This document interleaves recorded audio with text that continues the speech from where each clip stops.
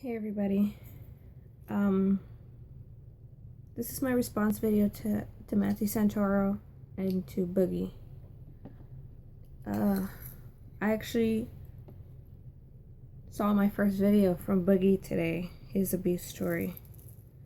And before someone says that, oh, it's another woman with another abuse story, I have a message for all victims of abuse, if you could bear with me. Like Boogie, I live in the South. I live in what seems to be the hub of all Southern jokes in Texas. So, yeah. We don't have as much prominent racism here, but it's a pretty fucked up deal for domestic violence victims. Because of this fucked deal that we victims get, I can't talk about my first abuser because of legal matters. But I can talk about my second abuser. I was in a relationship with abuser 1 for 5 years. Got out of it. And met abuser 2.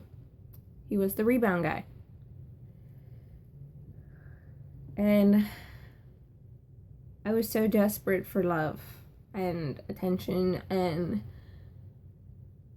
the whole getting old together deal. I was so desperate for it that I fell for bullshit. And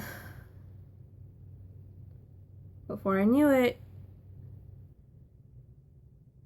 I had been slapped. My life had been threatened. I had my head put into a window. I had been kicked out of this apartment that I had shared with abuser 2 at the time. I was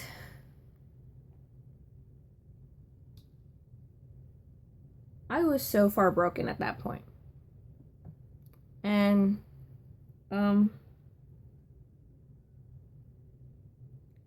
something in me snapped with him. That's the best way to put it.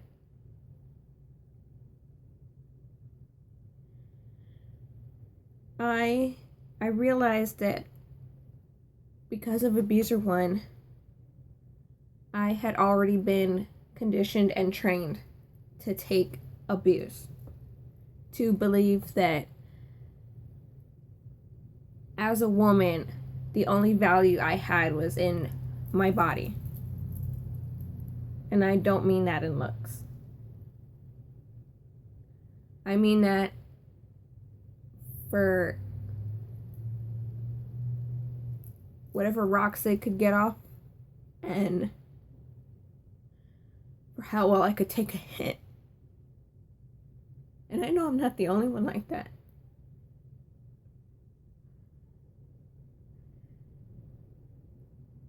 I had gotten away from abuser 2 because at that point my children weren't even living with me anymore, because I was so bent on them not seeing anything. And I had convinced myself it was better that I didn't live with them. I had sent them to be with my family. And I let abuser 2 convince me that there was no space for me at that house. And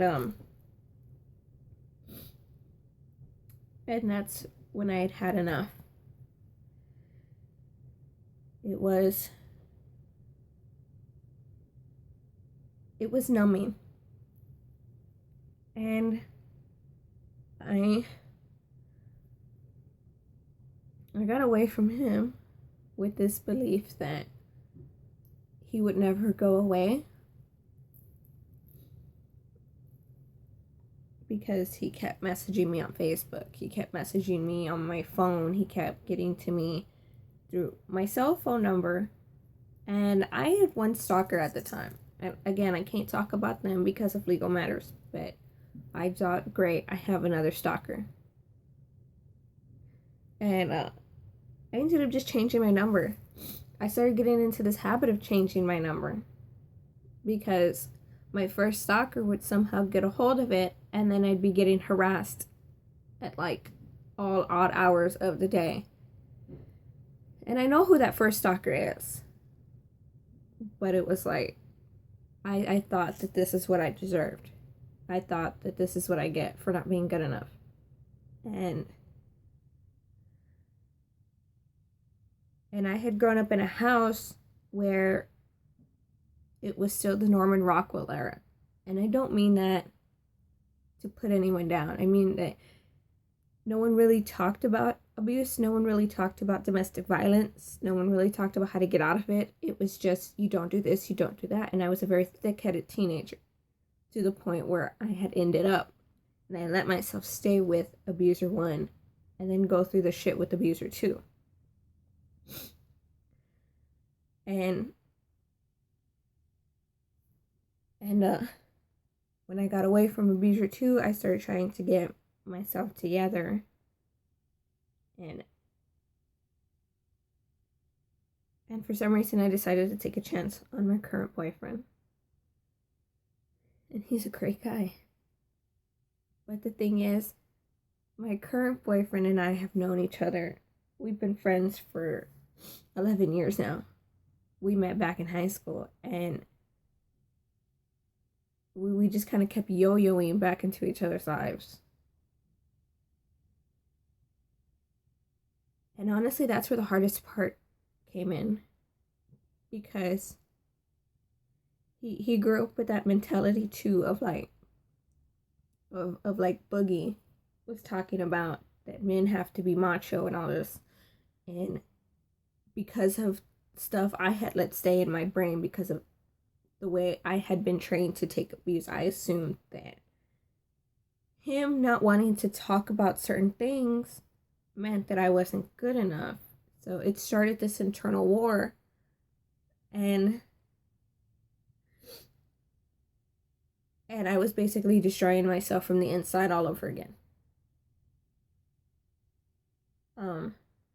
I had ended up having a one-on-one with my sister. And I refer to her as Magnolia in my other videos, or Maggie. Because of stuff that went on with the rebound guy, I had not spoken to her in like 2 years. And then me and her were standing in the county courthouse.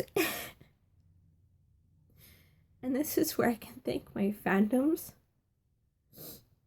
because we saw this guy in a light brown suit with a white bowler hat.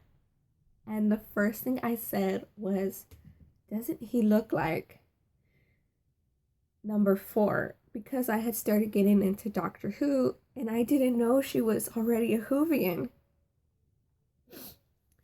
And she said, you go chase him down, I'm looking for the TARDIS. And it was in that moment that she spit out the word TARDIS. We stopped. And because of Doctor Who, we started talking again. You know, in some weird way,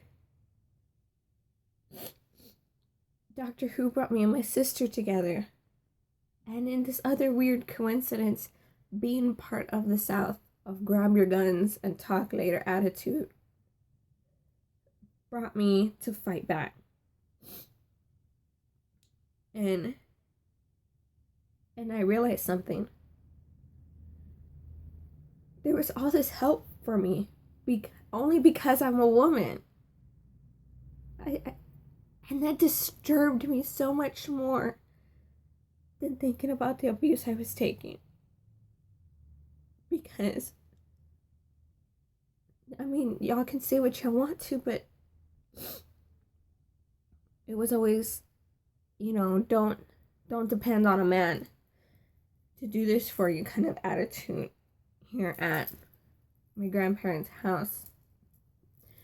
And then my grandmother taught her children, don't depend on a woman to do this for you, because they wanted their kids to become independent enough to not rely on another person for basic needs like cooking and cleaning and sewing. And all you hear is, you poor woman, you poor woman. And because of some people's stories that I've heard recently, Boogie, I'm just like, y'all want to give women help, and that's beautiful, but you forget that men are part of the equation too. And I can honestly say, what if my abusers had help when they needed it? Maybe they wouldn't have done that to me. What if someone stopped the psycho women out there from abusing these guys when they needed it? They wouldn't be messed up. And the world would be a better place, and fairy tales and sunshines and daisies. But the fact is, I honestly believe that we women need to raise our voices for the men who get abused. If the world's raising a voice for us, I think we owe it to those men out there and the boys to be raising our voices for them. Because I honestly think that in not doing so, it's just as bad as enabling the men who destroyed us. We can help prevent these men, these boys, from becoming abusers, from becoming drug addicts, from becoming self-harmers in any fashion. And it's just... And selfishly, I can say, maybe my story won't repeat in somebody else, in another woman, in another girl.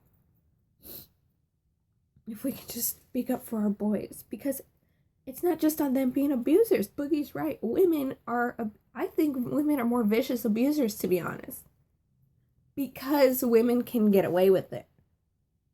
Because all she has to do is pull a Nicole Arbor shit and call the guy a liar.